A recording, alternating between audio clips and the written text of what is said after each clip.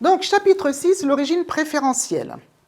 L'Union européenne entretient des relations commerciales préférentielles avec grand nombre de pays tiers. Ce que l'on appelle des pays tiers, ce sont tous les pays hors Union européenne. Ces relations sont définies soit par des accords qui auront été négociés avec les différents pays concernés, soit octroyés unilatéralement par l'Union européenne. L'objectif, dans ce cas, c'est de prévoir des mesures tarifaires qui seront préférentielles, qui vont se traduire par l'application des droits de douane réduits ou nuls. L'origine préférentielle issue d'accords d'association.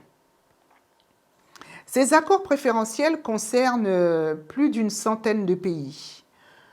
Nous avons des pays euro-méditerranéens, donc l'espace économique européen, EEE, l'UE et l'Islande, le Liechtenstein, la Norvège, Andorre, les îles Féroé, Suisse, Maghreb, Algérie, Maroc, Tunisie, Macra, avec l'Égypte, la Jordanie, le Liban, la Syrie, l'Israël, la Cisjordanie, le Gaza, etc. Je vous laisserai donc le soin de lire la liste des pays avec lesquels l'Union européenne aura donc passé des accords. Chaque accord préférentiel précise sa propre définition de conditions selon la qualité des produits originaires et reconnus. On retrouve bien entendu le critère d'unicité dans le lieu de production et de réalisation ou d'élaboration de la marchandise. Quand nous avons des marchandises qui ont subi suffisamment de transformation, les produits non entièrement obtenus sont considérés comme suffisamment ouvrés ou transformés selon certaines conditions ou certains accords. Nous allons donc avoir l'origine préférentielle, la SPG. La SPG, c'est le système de préférence généralisé qui va viser à apporter une aide aux pays en développement et qui vont permettre l'importation sur le territoire douanier de l'Union européenne des marchandises originaires de ces pays en réduction ou en exemption des droits de douane. Le SPG est un régime tarifaire préférentiel octroyé unilatéralement par l'UE.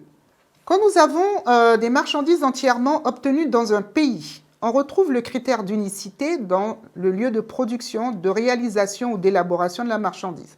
Donc là, ça ne pose aucun problème particulier. Donc, par contre, nous avons le cas de marchandises ayant subi une transformation suffisante, le respect d'une proportion maximale de matières non originaires utilisées lors de l'ouvraison ou de la transformation. En exemple, des microscopes optiques, fabrication dans laquelle la valeur de toutes les matières utilisées n'excède pas 40% du prix départ usine du produit et la valeur des matières non originaires utilisées n'excède pas celle des matières originaires utilisées. Donc en fait, il ne faut pas dépasser les 40% de produits non originaires pour qu'on puisse conférer une origine qui permettrait de bénéficier certains droits mis en place par l'Union européenne avec ces pays. Les dérogations, nous avons bien entendu des cas de pays moins avancés, donc les PMA, et ces règles d'ouvraison ou de transformation suffisantes sont adaptées pour encourager le développement industriel des pays les moins avancés. Il y a aussi des dérogations temporaires que l'Union décide d'accorder à la définition des produits originaires. Et ces dérogations sont temporaires, le temps pour le pays bénéficiaire de redresser une situation économique dégradée. Nous allons par la suite donc entamer le chapitre 7 concernant les documents de justificatif de l'origine.